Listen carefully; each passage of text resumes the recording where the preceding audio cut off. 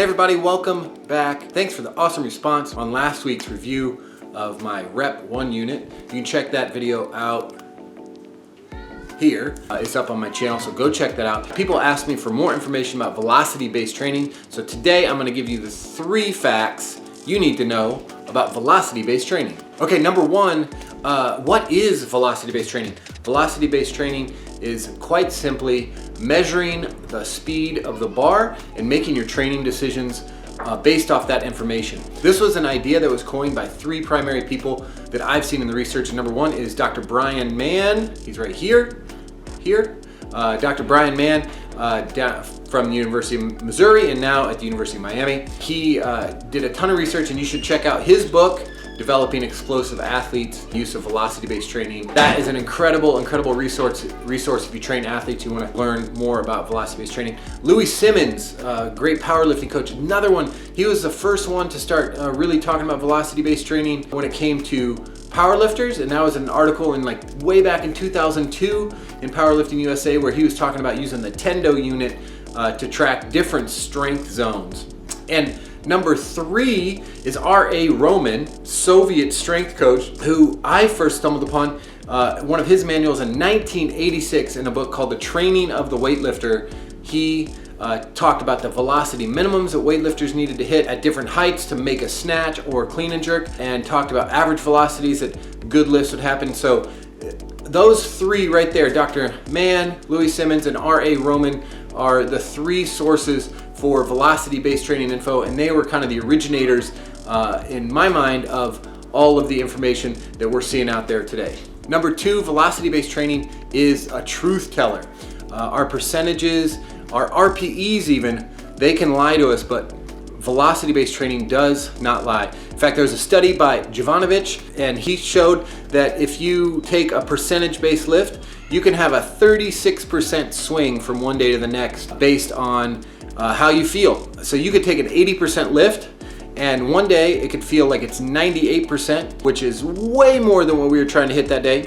Or it might feel like 62%, which is way under, and you're not gonna get the same stimulus that you were looking for. So you can have this wide swing, and we all know that. You've gone into the gym before and you've said, well, I'm gonna take this 80% lift, and you go, whoa, that felt like a house. And you've just smoked them and come up and gone for bigger lifts. And if you were stuck at that 80 for that day, you might not have gotten a stimulus, or you might have just gotten wrecked. So we have this huge swing of what we could actually feel if we're training in percentages. And people try to account for that a lot of times with stuff like RPE, but unless you're really advanced trainee, RPE typically lies to you, right? Or you will lie to yourself about RPE in some way. You might say, oh, that was an 8 when it was a 9.5, right? And you go up and you get buried. Or it was, you might say that was a 10, but really had some more in the tank. So even RPE can lie to you, but velocity-based training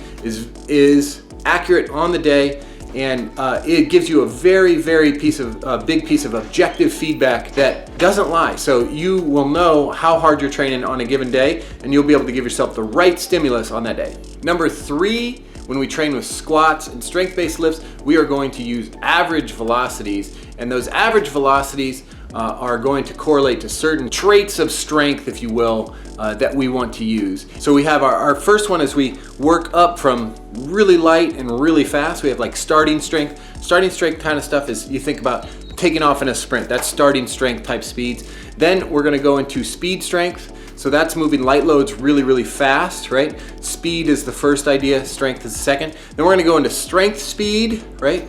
And then accelerative strength as we get heavier, okay?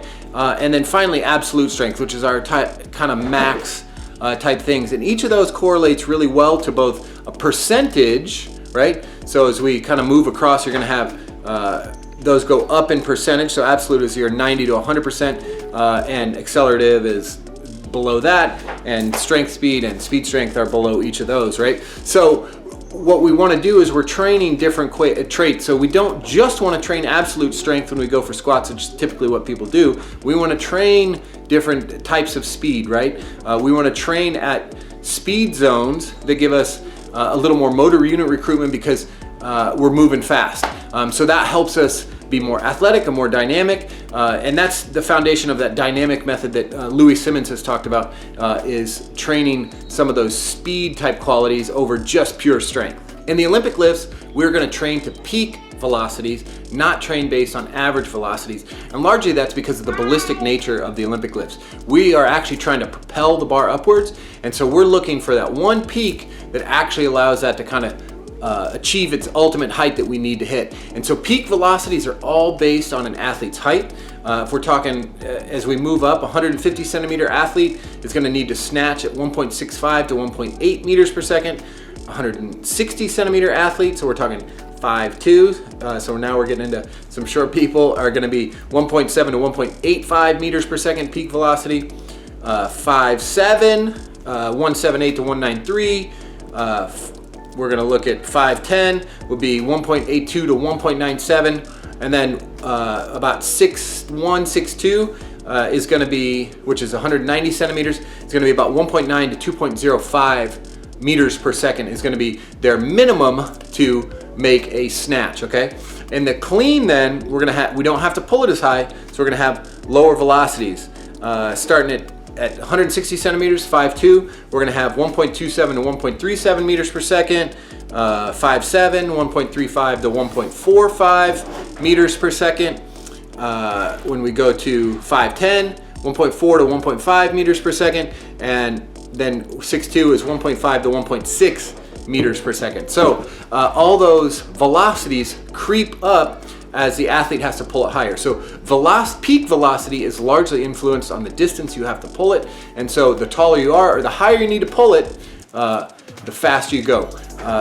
Those are the kind of basic ideas. And then we branch off of that when we start training for velocity in Olympic lifts. But those are the basic thresholds. So we want to see quality reps. Once you have the technique, quality reps need to surpass those numbers. All right, everybody, thank you so much for joining me and our discussion about velocity-based training. Hopefully you learned something. If you did, please comment below, or if you want to learn some more, you guys want some more information, please comment below. Tell me what you guys want to learn, what you want to know about velocity-based training, or what do you want to hear from me next time I come on. So thank you so much. You guys have a great week and stay safe out there.